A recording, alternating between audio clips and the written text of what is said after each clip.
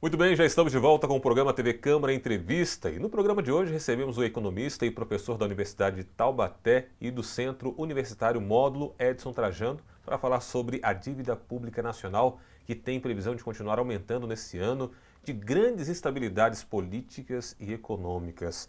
Falar em instabilidade política e econômica, até a gente preparou esse termo antes de saber de tudo que aconteceu já recentemente, aliás, que ainda está acontecendo.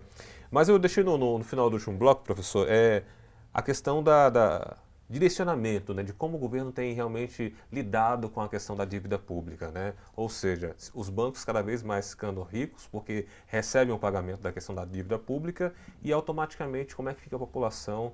Então eu pergunto, como é que está essa medição, como que o governo, assim como uma família que na hora que a coisa aperta, ela tem que escolher o que vai pagar por prioridades, como é que tem sido a questão dos gastos, o governo, como é que o senhor analisa? Tem um economista que para nós da área de economia é referência, Celso Furtado. Celso Furtado é, para nós, o principal economista brasileiro, com quase 40 livros publicados. E lá na década de 60, ele fez uma pergunta em um dos livros: quem manda nesse país? E esse é o questionamento que nós estamos enfrentando hoje. Quem manda nesse país? Quando colocamos um presidente de Banco Central, Ministério da Fazenda, ele tem que pensar na sociedade brasileira como um todo, e não grupos, principalmente aqueles grupos com maior poder econômico. O que nós estamos observando na prática, nas últimas décadas no Brasil, nem falando nos últimos meses, mas nas últimas décadas no Brasil, é que o mercado financeiro, os bancos, têm tido um poder proporcionalmente maior que outros setores. Tanto é que todo presidente do Banco Central e ministro da Fazenda, ou quase todos eles, circularam muito bem pelo mercado financeiro. Então, como pensar colocar a raposa para cuidar do galinheiro nessa história? O grande questionamento dos brasileiros é que nós temos imposto de primeiro mundo e gastos públicos de quarto mundo. Isso é fácil entender olhando as despesas orçamentárias brasileiras. Então vamos chamar um gráfico nosso aqui, mostrando qual é a composição do orçamento público brasileiro. Então, de um lado nós temos as receitas, que são os impostos cobrados, do outro as despesas. Esse é o orçamento do governo federal no ano passado. Então, 286 trilhões de reais foram cobrados de imposto e emissão dos títulos da dívida pública brasileira. Tem uma parte em verdinho ali, 39,5%, é o quê? São dívidas novas que o governo faz para pagar a dívida velha. É como aquele sujeito que faz um empréstimo consignado em folha de pagamento, daí chega o final do ano, ele faz o quê? Uma renovação do empréstimo. Então, nós Para estamos continuar pagando para a continuar própria pagando e vamos pagar mais uns 5 anos e assim vai. Sim. Então, esse gráfico nosso de dívida nova para pagar a dívida velha está lá presente nessa história. Mas eu chamo a atenção para os nossos telespectadores de duas contas, um que está marronzinho e outro laranja ali. Juros e despesas financeiras. Ou seja, quando eu faço a dívida nova para pagar a dívida velha, eu tenho despesas com juros e despesas financeiras. Então eu gasto 12,3% do orçamento, que é a soma dessas duas contas, gastei em 2016 pagando juros e despesas financeiras. Quem recebe isso? Os bancos, de um modo geral. Nós, brasileiros, podemos comprar títulos da dívida pública brasileira, mas isso representa menos de 0,5% dessa dívida. A maior parte são os bancos. E o amarelinho são as despesas discricionárias de todos os poderes. Então, estamos dizendo que os bancos, na despesa pública, ganha 12,3% e as despesas discricionárias são 10,3%. O que são as despesas discricionárias? Vamos para o nosso próximo gráfico, vamos mostrar o que são essas despesas. Então, essas despesas, que é 10% do orçamento e o outro é 12%, representa o quê? Saúde, PAC, educação, Brasil Sem Miséria, que inclui Bolsa Família, demais despesas, ciência e tecnologia e defesa. O que eu estou dizendo? Nós somamos todas essas despesas, dá um valor menor do que as despesas com juros e despesas financeiras no país. Então, observamos que complicado. Então, nós gastamos no país 5 vezes mais com despesas financeiras e juros do que os gastos com, por exemplo, PAC. 4 vezes mais do que todos os gastos com saúde na esfera federal. e 6 vezes mais do que todos os gastos com educação. E por que isso acontece? Então, porque há prioridade no orçamento. Então, qual é a prioridade definida pelo governo? Nós vamos pagar os juros da dívida pública. E aí, qual o resultado? Nós temos que inverter essa conta. Por isso, nós acabamos de mostrar aqui nas manchetes de jornais os bancos com maior lucro da sua história, enquanto o povo está pagando a conta. Então, nós precisamos ter um governo para as pessoas e não para os bancos.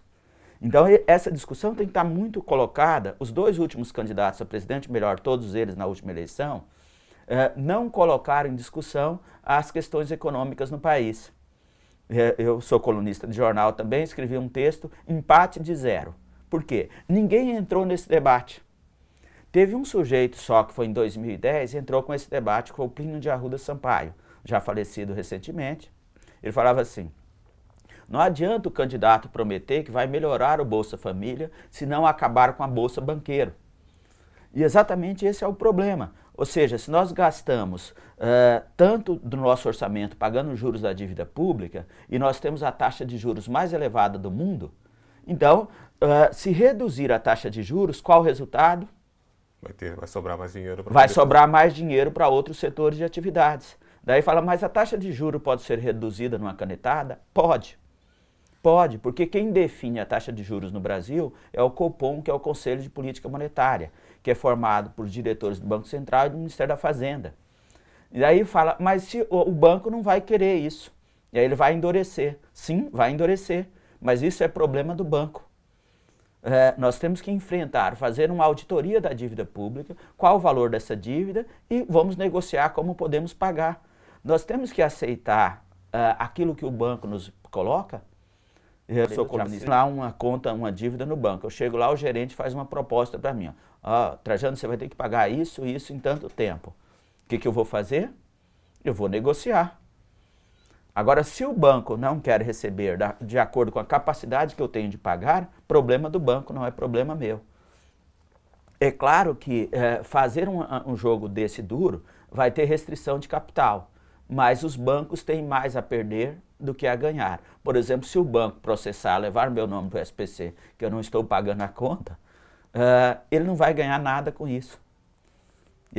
O interesse do banco é receber o que eu tenho lá para pagar. Por isso que aqueles que já passaram por momentos de crise e de dívida sabem que diariamente o banco entra em contato, as financeiras entram em contato para tentar solucionar de alguma forma, oferecendo diversas propostas justamente porque eles querem receber. Quer receber, é interesse do banco receber. Então eu queria só voltar ao primeiro gráfico nosso, só para mostrar então quais as alternativas pensando. Então, ou seja, nesse primeiro gráfico, o gráfico anterior fazendo um favor. Então, nesse primeiro gráfico, o que foi discutido, por exemplo, na PEC do teto dos gastos, foi aprovado pelo Congresso Nacional ano passado? O amarelinho. Então, eu não posso aumentar despesas discricionárias com saúde e educação. E agora o que está sendo discutido? O azulzinho, reforma previdenciária. E por que nós não fazemos uma PEC para reduzir as despesas com pagamento de juros? Inclusive, isso está na Constituição de 88, que não podemos cobrar juros exorbitantes. E é o que mais acontece. E o que mais tem. Por exemplo, nós temos bancos públicos, que é a Caixa Econômica Federal e o Banco do Brasil. Por que o Banco do Brasil, banco nosso de brasileiros, e a Caixa Econômica Federal, que é gerida para atender interesses nossos brasileiros, cobra numa dívida de cartão de crédito 20% de juros ao ano? Ao mês, melhor. Dá 400% de juros ao ano. Uma dívida no cartão de crédito, hoje, se você rolasse por um ano, agora é proibido por lei fazer essa rolagem, mas aí o sujeito vai pegar dívidas outras caras também, mas se eu vou dever por um ano, qual o resultado? De R$1.000 passa a ter um valor de R$6.000. Quem ganha com isso? Banco. Então, ou seja, nós precisamos utilizar os bancos públicos nessa política de redução de juros. Seria o caminho do exemplo até para poder exigir dos próprios bancos privados, né? Isso, exatamente. Se os bancos públicos cobrarem uma taxa de juros mais barata, o que vai acontecer? A competição A competição vai puxar para baixo essas taxas de juros no mercado. Então nós precisamos, tem gente louca aqui gritando para que nós precisamos privatizar os bancos públicos brasileiros. Aí a situação pioraria muito mais. Porque o controle ficaria totalmente na mão. Totalmente na mão dos bancos. Essa semana mesmo nós tivemos fusão do setor de banco. Um grande banco comprou uma grande financeira.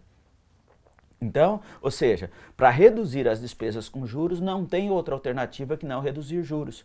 E reduzir juros é o caminho para a retomada do crescimento econômico. Por quê? Com juros menores, as pessoas vão comprar mais de forma financiada. O setor produtivo hoje não é prioritário, então tem muitos empresários, por exemplo, que estão a favor das reformas, mas eu acho que eles precisam enxergar um ambiente mais longo nessa história. Ou seja, o que nós temos que fazer é montar forças no Brasil, forças políticas, em prol do setor produtivo nacional. Nós temos aí um setor que está ganhando muito mais, que é o setor especulativo, então nós temos que ter forças e trabalhadores, empresários, você está do mesmo lado, em favor do setor produtivo brasileiro. Professor, aproveitando esse gancho, você está assistindo ao programa TV Câmara Entrevista, nosso tema de hoje é dívida pública, estamos aqui com o professor Edson Trajano, ele que é economista e professor das universidades de Taubaté e do Centro Universitário Módulo. Quando se fala, por exemplo, recentemente, com relação à diminuição da inflação, primeiro o que é inflação, e agora o pessoal, olha, a inflação está diminuindo, ou seja, está tendo um resultado. Eu lembro que o senhor falou com relação que nós estamos ainda caminhando para o fundo do poço, mas de forma mais lenta. Isso. Como então contrapor essas questões, inclusive até a liberação recentemente do FGTS, dos inativos, para poder dar um gás na economia? Qual é a sua avaliação? Primeiro explica para a gente com relação à inflação e essa avaliação com relação. Então, nós colocamos um gráfico aqui também para mostrar isso. Um dos grandes discursos, o principal discurso hoje no Brasil, principalmente do governo federal, é que nós já estamos fazendo uma política de redução de juros. Isso é interessante, né? Pensando na redução de juros, que é importante. Mas, de fato, nós temos que pensar redução de juros reais e não juros nominais. Um aspecto positivo, quando falamos de inflação, é quando tem um aumento generalizado nos preços. E o governo atual conseguiu reduzir a inflação. O problema, o custo dessa inflação, que é muito alto. Então, a redução da inflação é consequência, principalmente, da redução da renda das pessoas. As pessoas estão comprando menos, qual o resultado? Não há espaço para aumento de preços. Se alguém aumentar o preço agora, não vai conseguir vender. Daí o setor imobiliário, o setor de carros, não tem espaço para isso. E nós tivemos também a vantagem de ter a maior safra agrícola da nossa história, mesmo sem grandes incentivos ao setor agrícola. A produção agrícola desse ano é 16% maior do que do ano passado. Isso nos ajudou bastante. E uma política de valorização do câmbio, valorização do real frente às moedas estrangeiras, que estava até essa nova crise política atual. Isso foi extremamente negativo para o país, valorizar demais a moeda. É bom no controle da inflação, mas a consequência é que os preços dos produtos importados ficam muito mais baratos. Sim. E esse é um desafio hoje que o setor empresarial, por exemplo, precisa enfrentar. Por exemplo, nos últimos 10 anos, todos nós brasileiros trocamos nosso televisor. E nos últimos 5 anos, quase todos nós trocamos o celular. Só que qual o resultado? O celular e o televisor estão chegando mais barato nas nossas casas. Mas isso não tem resultado em emprego. Por quê? O celular e o televisor é importado. Qual o resultado? A troca dos eletrodomésticos na nossa casa não resultou em mais emprego nesses dois setores de atividades. Porque nós importamos mais barato isso ajuda na inflação por conta do real mais valorizado. E no gráfico nosso, mostrando exatamente esse indicador de inflação, mais juros. Então, puxando aqui esse gráfico que eu queria mostrar, então o que o governo tem falado na linha laranja? Então, quando o Temer assumiu a presidência da República, a taxa de juros era de 14,25. Essa taxa de juros, a taxa de juros Selic, é quanto o governo gasta no financiamento da dívida pública. O equivalente a Selic nos Estados Unidos é de menos de 1%, na Inglaterra de 0,25%. E nós, ou seja, nós temos um custo elevado no financiamento dessa dívida pública. E aí, essa taxa, durante o governo Temer, reduziu de 14,25 para 11,25, menos 3%. E por conta dessa queda na demanda e os juros, que continua alto, mesmo com essa queda da taxa de juros Selic, dos empréstimos bancários continua alto, a inflação caiu de 9,39% para 4,57%. Então, ou seja, a inflação caiu 5% em média aqui. Então, qual o resultado disso? O juro real, que isso que interessa aos bancos e interessa a nós que estamos pagando, que é juros menos inflação, aumentou durante o governo Temer e não reduziu como tem sido feito na propaganda oficial. Então, nós podemos pensar aqueles nossos telespectadores mais veteranos, na década de 80, por exemplo, eu aplicava dinheiro no banco e recebia lá 30% de rendimento no mês. Só que a inflação era 29,5%. Ou seja, nada mais do que eu ganhava, só o dinheiro não tinha poder de compra. Então, o juro real, de fato, era de 0,5%. Agora, esse é o engodo que está sendo colocado, principalmente por parte da imprensa. As taxas de juros no Brasil estão caindo e vão cair mais. É claro, se a inflação reduziu, a taxa de juros tem que cair mesmo. O ideal para nós brasileiros, para que nós pudéssemos ter mais poder de compra, era que a taxa de juros caísse mais que a inflação. Ou seja, aí de fato era uma queda na taxa de juro real. E é isso que nós temos que caminhar para esse cenário. Então, se a inflação reduziu 5%, a taxa de juros reduzir 6%. Qual o resultado? Eu vou ter mais poder de compra, eu vou conseguir comprar carro de forma financiada, isso vai possibilitar uma retomada do crescimento da indústria automobilística, eu vou ter condições de financiar produtos outros, o crescimento das atividades econômicas contribui para o aumento da arrecadação e assim vai. Então, com taxa de juro real alta, só quem ganha são os bancos. O governo federal, nós estamos fazendo várias críticas à política econômica atual, mas tem uma que foi positiva. Foi a liberação do FGTS das contas inativas. Essa é uma poupança importante para o financiamento imobiliário no Brasil, mas em um momento de crise, o que o governo tem que fazer? Tem que liberar mais dinheiro para aumentar os gastos. E essa liberação do FGTS que conseguiu fazer até com que o crescimento do emprego até ocorresse em alguns meses. Por exemplo, no mês de abril, nós tivemos 59 mil postos de trabalho a mais no país inteiro. É muito pouco, mas, ou seja, estamos mostrando alguns sinais que estamos chegando ao fundo do poço. Estamos descendo mais devagar, mas o FGTS deu uma certa folga para estacionar um pouco nesse fundo de poço. Vamos esperar que depois que acabou o dinheiro do FGTS, continuamos aí nessa trajetória de pelo menos tentar algum alívio para uma retomada do crescimento econômico. E não há dúvida que a principal política nesse sentido é a política de redução de juros. Mais que isso, nesses momentos de crise, é fundamental um grande pacto nacional pelo emprego e o crescimento econômico. E eu observo agora, com essas reformas, principalmente trabalhista e previdenciária, uma briga entre empresários e trabalhadores, e inclusive os empresários nacionais. É isso que seria a minha pergunta, justamente essa. A gente tem 3 minutos aqui agora já para fechar, mas eu não queria deixar de ver esse tema. Fala-se muito da reforma da Previdência, a reforma trabalhista de uma forma geral. Como é que o senhor avalia? É realmente sendo colocado por muitos como inteiramente necessária para que o país não entre em colapso, para que a Previdência não entre em colapso? Qual é a sua avaliação com relação a isso diante da dívida pública de uma forma geral? Primeiro, alinhar esses dois grupos. Nós precisamos chegar a um acordo. De um modo geral, os trabalhadores acreditam que essa é uma reforma feita pelos patrões, só vai beneficiar eles. Só que a grande parte dos empresários nacionais também vão perder com isso, uma redução de demanda, um quadro muito ruim. Por exemplo, eu posso pensar uma empresa que fornece para uma montadora. Quando ele tem redução de custo, o que acontece? A empresa que compra, que determina preço, reduz preço e aí reduz a demanda interna brasileira. O que nós precisamos de fato é uma política industrial.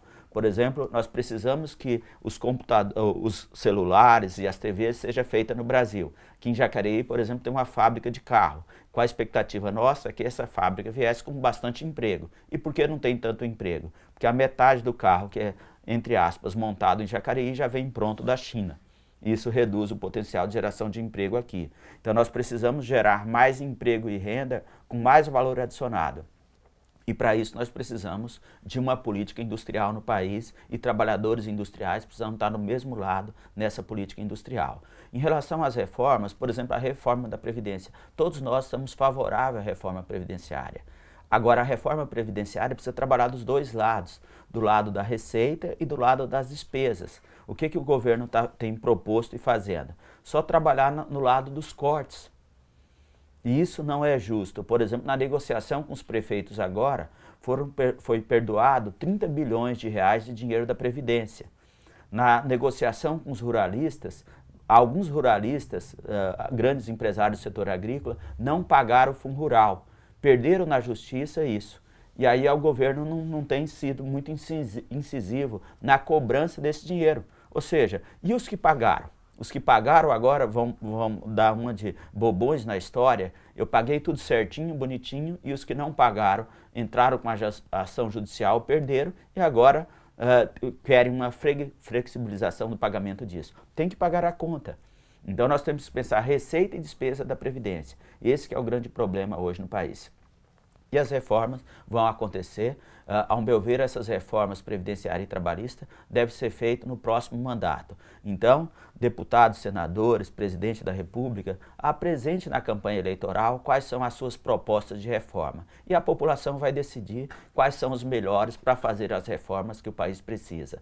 E aí, consequentemente, nós vamos fazer uma reforma que atende à sociedade brasileira e não que economize mais dinheiro para pagar mais juros da dívida pública aos bancos.